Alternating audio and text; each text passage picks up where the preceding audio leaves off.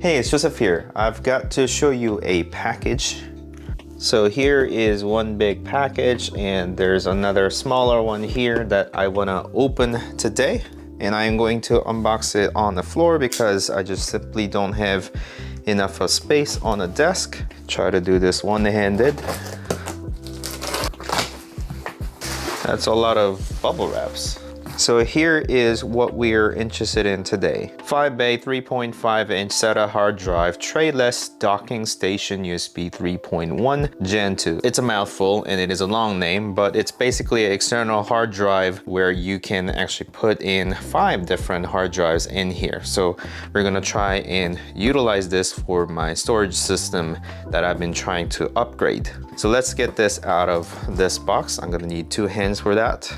Okay, so let's carry this guy up. And today's video is sponsored by IronB, a tripod that I was just using to attach to my camera Canon M50. It is all metal build for durability. The head is easily attached to the camera whilst allowing you to tilt, pan for handheld vlog style shooting. The 2 feet can be folded out to rest the camera on the surface. It has detachable remote that has buttons that are compatible with Canon and Sony cameras via Bluetooth or micro USB receiver that has been included. Button compatibility may vary between models, but on my testing I was able to use the shutter button to trigger both full and half press for photos on Canon M50. The link to purchase this IronB is in the description, and you can use a special promo code JosephKim2 until June 2021 for 15% off.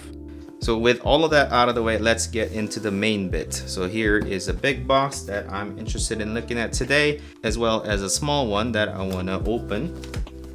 And because I'm dealing with a lot of videos as well as project files, storage always is a problem. I want conveniently accessible storage, but quite a lot because I'm recording all of these videos and I need to store somewhere. And this is a hard drive that is sort of more expensive kind because this is meant for NAS storage, which is network attached storage, although that is not the subject of matter today.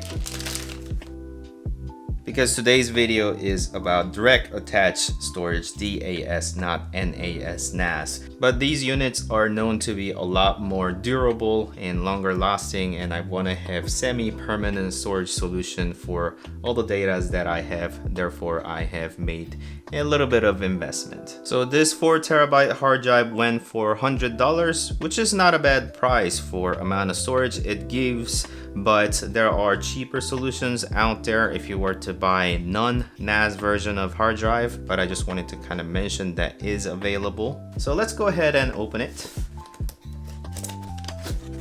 Okay, let me put it down and then take it out.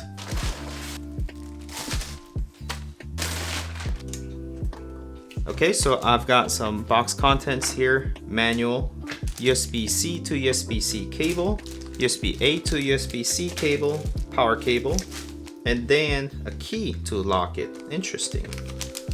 Now that I have the unit out, let's go ahead and discuss about why I decided to go down with this storage solution. The popular configuration for your computer has been having some sort of fast storage SSD, whether it be M.2 NVMe or SATA drive inside of your machine, so you can quickly load your OS as well as your files, and having cheap and large storage as your more permanent storage system on the side. And that's been my configuration for years now. So inside of my desktop, I actually have 8 terabyte hard drive, which is fairly large, and it contains files that I don't access regularly. For that purpose, that configuration has been great. However, I've noticed a little problem. And because this drive is not working all the time, it kind of goes into sort of the sleep mode.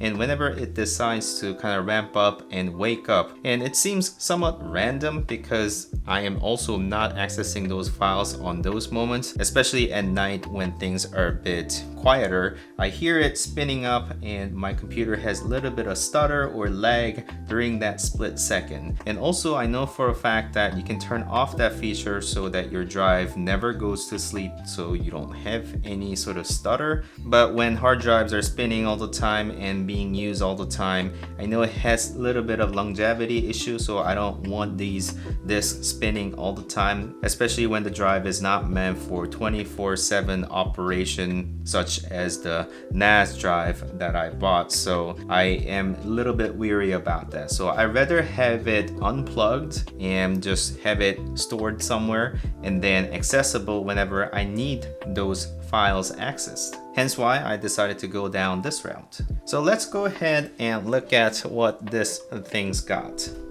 So here on the back, you can see a little fan for cooling purposes. There's a power button and then power cable, and then two simple USB-C cable and Kensington lock if you decide to lock up this device. Obviously there's nothing on its side, but at the bottom there's a rubber feet for it to prevent sliding around. And then here on the front, here is a quick accessible base that you can just pull and open, and your hard drives will just basically slide in. Okay, so let's go ahead and slide that in and then just close maybe.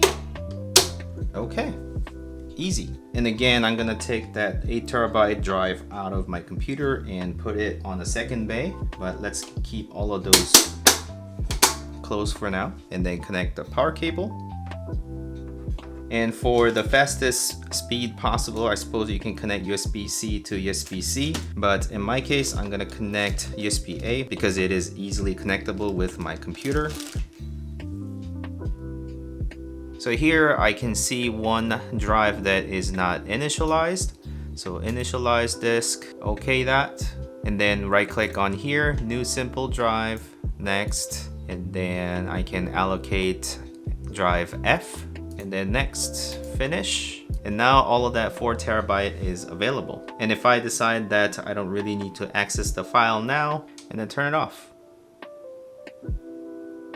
This specific unit is not self-RAID possible. If you're interested in setting one yourself, you can still set it up via software through your OS, but I just wanted to disclose the fact that this is not a self-RAID machine. But I'm actually not really interested in that. I just wanted to have a bit of bigger storage that I can quickly swap in and out if I wish to. Okay, so I think I'm going to wrap up my video here. Thank you, Sabrent, for sending me this product to showcase to my viewers here. I hope you guys find it useful if you decide to go down this route of having external storage. Actually, they do have a 4-bay option available, so you can go down with that option as well. If you found this video useful, please like and subscribe to my channel if you want to continue watching these type of videos. Thank you so much for watching. As always, I'll see you next time.